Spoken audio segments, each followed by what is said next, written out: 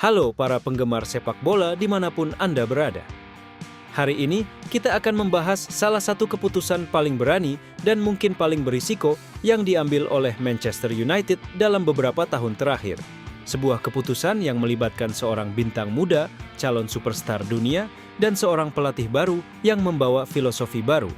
Harusnya ini adalah hal yang sangat menarik, karena kali ini kita akan menyelami perjudian Manchester United atas Alejandro Garnacho.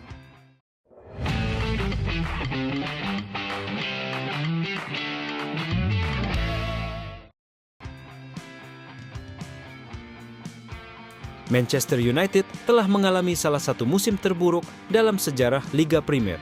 Poin terendah, finish terburuk sejak 1974. Di tengah kegelapan itu muncul dua cahaya terang, yaitu Kobbie Mainoo dan tentu saja Alejandro Garnacho. Ingatkah kamu saat Garnacho membawa setan merah meraih FA Youth Cup dengan 7 gol impresif? 2 tahun kemudian, dia kembali jadi pahlawan di Piala FA Senior, mencetak gol bersama Mainoo untuk menundukkan rival sekota, Manchester City di Wembley. Mereka adalah oase di tengah gurun kekecewaan. Garnacho benar-benar mencuri perhatian dengan gol-gol spektakulernya. Siapa yang bisa melupakan tendangan salto akrobatik melawan Everton yang memenangkan penghargaan gol terbaik Liga Primer, atau 2 gol vitalnya ke gawang West Ham, Chelsea, dan Aston Villa. Dia adalah tontonan yang menghibur, sosok yang memicu harapan bahwa masa depan United ada di tangan talenta muda asli akademi. Namun, di balik semua kilauan itu, musim ini Garnacho justru menjadi kambing hitam dan kini terancam dijual di bawah asuhan pelatih baru, Ruben Amorim. Ini adalah titik balik yang membingungkan banyak pihak. Lantas, mengapa bisa begitu? Ternyata Amorim punya alasan yang kuat. Puncak ledakan itu terjadi setelah Garnacho tidak menjadi starter di final Liga Eropa. Kabarnya, ia mengkritik United adalah tim yang gagal mengalahkan siapapun di Liga dan menyatakan akan menikmati musim panas dan melihat apa yang terjadi. Sebuah komentar yang tentu saja tidak disukai pelatih. Sumber-sumber internal bahkan menyebutkan bahwa Amorim juga kecewa dengan sikap Garnacho saat latihan. Dan percikan api itu sebenarnya sudah terlihat dari insiden di mana saat Garnacho ditarik keluar melawan Ipswich Town. Garnacho terlihat berjalan langsung ke lorong, mengabaikan bangku cadangan.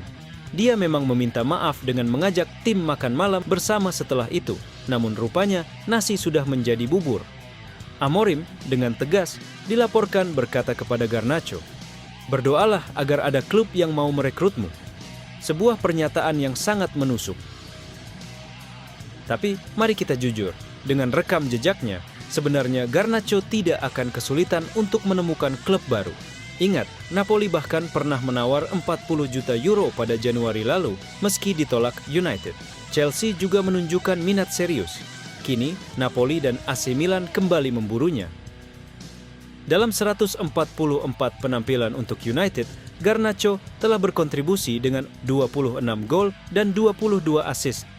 Kontribusinya itu diantaranya sebagai pemain pengganti menunjukkan ia memiliki sebuah dampak yang instan, dan itu suatu hal yang sangat berharga. Dan ini yang menarik lagi, Garnacho adalah salah satu pencipta peluang terbaik di 5 liga top Eropa untuk pemain di bawah 21 tahun. Dia hanya kalah dari talenta sensasional seperti Lamine Yamal dari Barcelona dan Desire Doué dari Rennes yang kini telah bermain untuk PSG. Dengan rekor kebugaran yang baik, hanya absen 2 bulan karena cedera pergelangan kaki pada tahun 2023 dan usianya yang baru akan menginjak 21 tahun di bulan Juli, pada bursa transfer pasti akan banjir tawaran untuknya. Dia adalah investasi jangka panjang yang sangat menjanjikan. Dan kita tahu, bagaimana kisah jika seorang pemain dianggap dalam tanda kutip gagal di United.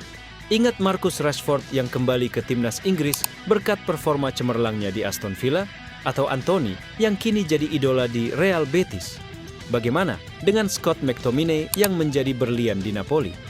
Atau David De Gea yang menemukan kembali gairahnya dalam bermain? Aaron Wan-Bissaka pun kini menjadi pemain top di West Ham, dan Anthony Elanga yang membawa Nottingham Forest ke Eropa.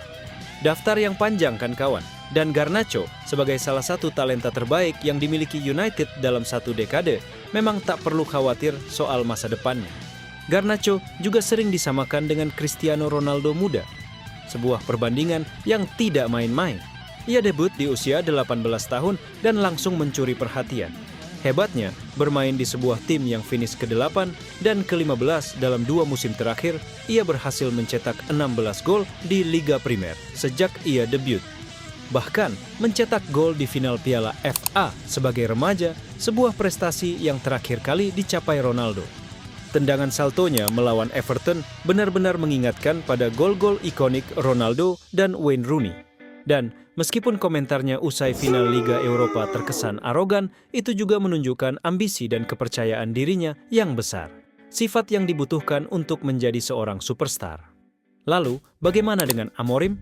Dengan formasi favoritnya 3-4-2-1, sulit memaksimalkan kekuatan Garnacho sebagai sayap yang suka memotong ke dalam. Amorim lebih menyukai pemain seperti Matheus Cunha dari Wolves, yang secara taktis lebih cocok dengan sistemnya. Ini adalah pilihan pelatih, dan itu sah. Namun, memberikan kendali penuh kepada pelatih atas kebijakan transfer tentu berisiko tinggi. Kita sudah melihat kegagalan serupa di era Erik ten Hag. Sejak era Sir Alex Ferguson, rata-rata pelatih United hanya bertahan 2 tahun.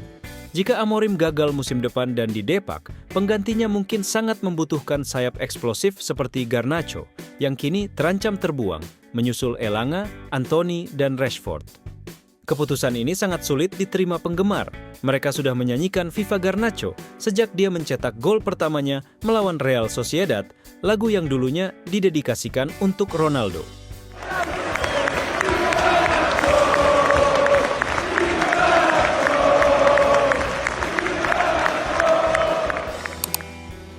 Ini menunjukkan ikatan emosional fans dengan Garnacho. Dia adalah pemain yang terasa seperti dalam tanda kutip hanya milik United. Kehilangan pemain seperti dia akan terasa sangat menyakitkan, terutama jika Garnacho bersinar terang di klub lain. Manchester United mengambil perjudian besar di sini. Mereka mempertaruhkan masa depan seorang calon superstar demi visi seorang pelatih. Apakah ini akan menjadi langkah jenius atau blunder terbesar? Hanya waktu yang bisa menjawab.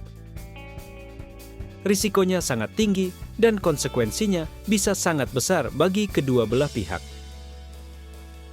Bagaimana menurutmu, kawan?